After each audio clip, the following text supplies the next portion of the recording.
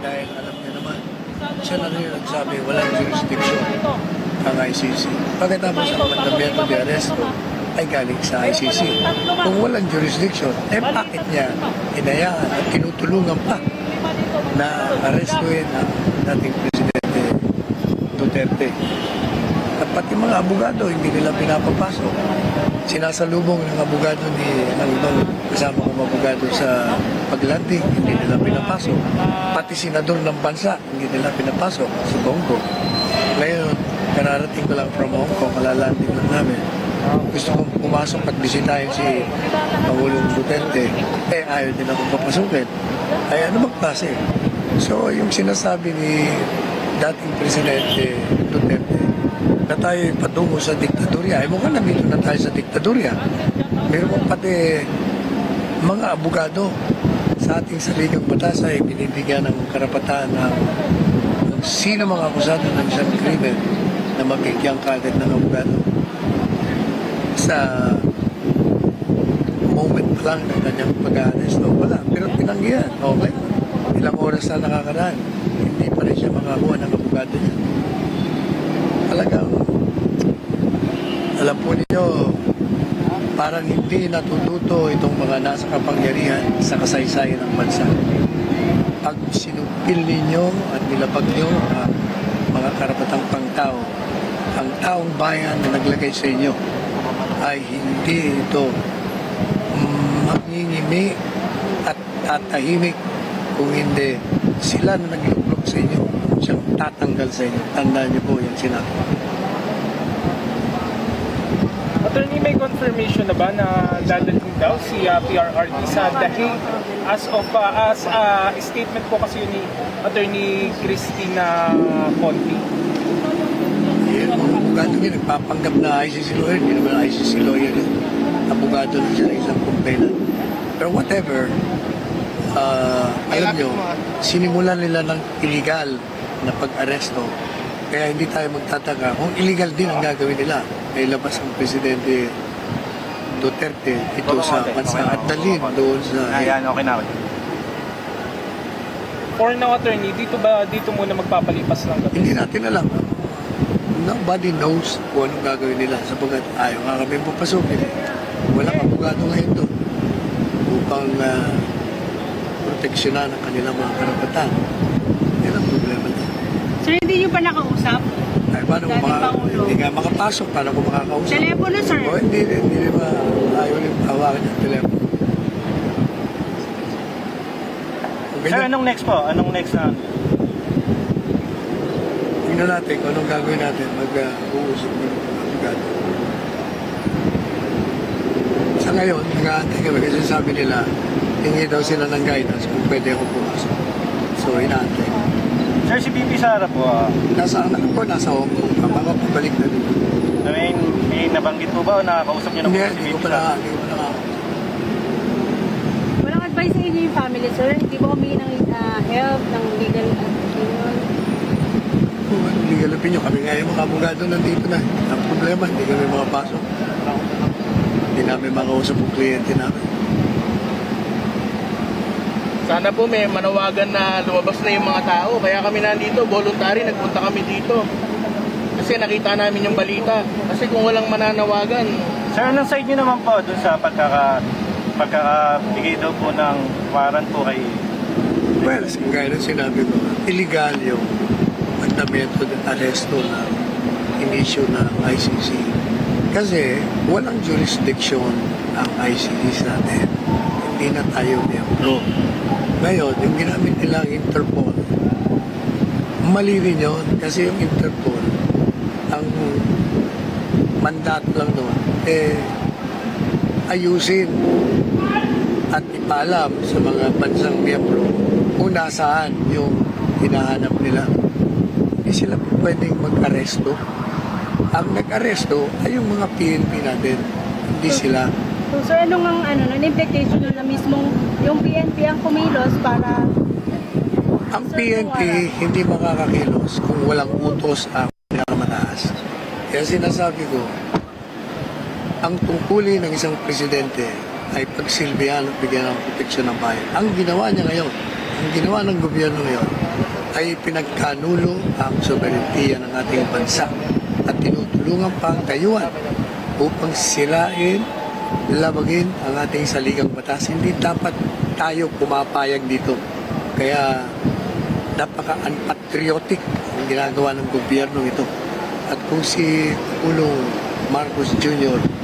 ang nag-utos nito, abay mananagot siya sapagkat impeachable ground ang kanyang ginawa sapagkat pinagtaksilan niya ang sumpang ginawa niya bilang presidente ng bansa na pangalagaan at ipagtanggol ang interes ng bansa at ng ating kasarilan. Pag isinuko mo kasi ang isang Pilipino batay sa isang mandamiento de arresto ng isang dayuhan na wala naman jurisdiction, isinusuko mo ang kasarilan at territorial integrity ng bansa. At yan ay culpable violation of the Constitution. Ito lang pag-deprive mo ng mga abogado. Kaya yung sinasabi ni Presidente Duterte, 2 linggo na nakakaraan, na mukhang tayo ay patungo sa diktadurya. Ano bang patungo? Eto na yun. Nandito na tayo. Kaya, gaya ng sinabi ng isang mamamayan, voluntary siya nagpunta rito at aantay siya ng manawagan daw para maglabasan ng tao. Palagay ko kahit na hindi ka manawagan, magsisimula ng maglabasan ng tao. At ang tinatakot ko ay magkakaroon na naman tayo ng pagbabago ng gobyerno dito sa ating bansa. At yan na naman ang dahilan kung bakit ang Pilipinas ay hindi na umunlad. Palagi tayong pabalik sa bokya o sa zero. Dahil palagi na lang dahil sa katakawan sa kapangyarihan upang manatili sa kapangyarihan ay gagawin ng lahat upang sirain ang kanilang mga kalaban sa politika. Itong nangyari kay PRRD ay isang politika. Ito ay tungkol sa 2028 elections. Kailangang siraan nila si Presidente Duterte at si VP Sara upang silang dalawa ay mawala sa political horizon sa 2020. Yan ang katotohanan niya. Sir, nakakita niyo na po ba yung warrant? O yung kopya man lang? Unang-una, alam niyo, yung ginawa ni kung sino man nag-aresto yung PNP, nung hindi nila pinapasok ang abogado, isa sa aming mga abogado, si Pinipelio, ibig sabihin, wala silang warrant, wala silang hard copy. Kasi kung meron, yun ang unang tatanungin ng isang abogado, nasa may warrant ba kayo? Dahil nga wala silang may pakita, tinakas na nila si Presidente, tinasok na rito si Binyo. Sir, dun sa, kapag daw ang ICC nag-issue ng warrant of arrest, immediately dapat daw siyang dalhin sa The Hague para doon litigation. Ano yung take mo po doon? Hindi po pwede yun, kasi unang-una, kailangan ng isang hukuman sa bansa natin. Dahil yun ay warrant of arrest galing sa ibang bansa. Kailangan dumaan muna yan sa local court. Kailangan tingnan ng local court natin kung valid yung warrant of arrest mo. Kung ano, bakit nag-issue. Kailangan mo nang padaanin yun. Hindi nila pinadaan.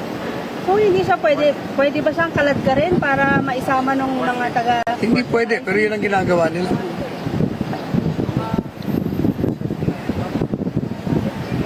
Sir, last na po, panawagan dun sa nangyari po sa kanya. Kung saan man ang ano. Well, kaya po na sinabi ko, ang taong bayan ay hindi mananahimik dito. Sapagat nakita nila ang lantaran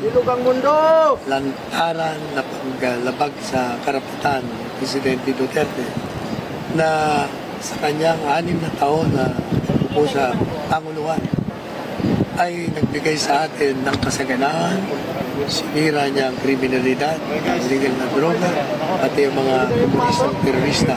Iyon ay tumatak sa puso at isipan ng taong bayan. At hindi sila papayag na aapiin ang isang kagaya ng Presidente Duterte na naglingkod ng tapat sa bayan.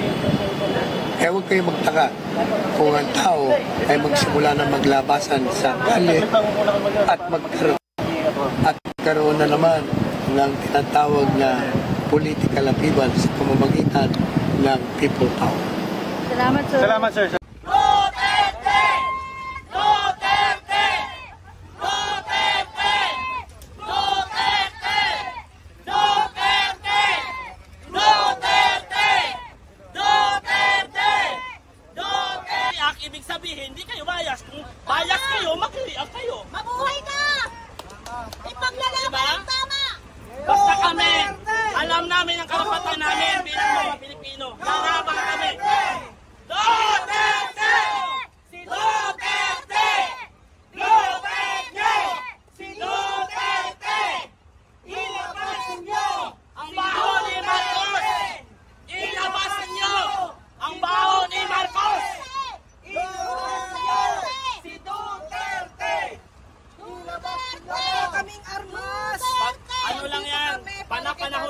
sila nakaupo eh. Hindi nga sila nahiya kay Duterte na si Duterte nagpalibing sa ama nila sa libingan ng bayan. Tama! Ilang presidente na ang dumaan, walang makapagpalibing. Almost 35 years. Si Duterte lang ang butangin na nakapagpalibing. Pinagbigyan sila ni BP Inday Sara para lilisin nila ang kanilang pangalan. Wala, Pero mas lalo ano nilang ang kanilang sinira. ginawa? Siniraan pa nila yung babae. Ay, Francis! Sa kanila. Ngayon sabi ng COMELEC, Oh, nakita ko yan. iimbestigahan yung vote buying sa Hong Kong.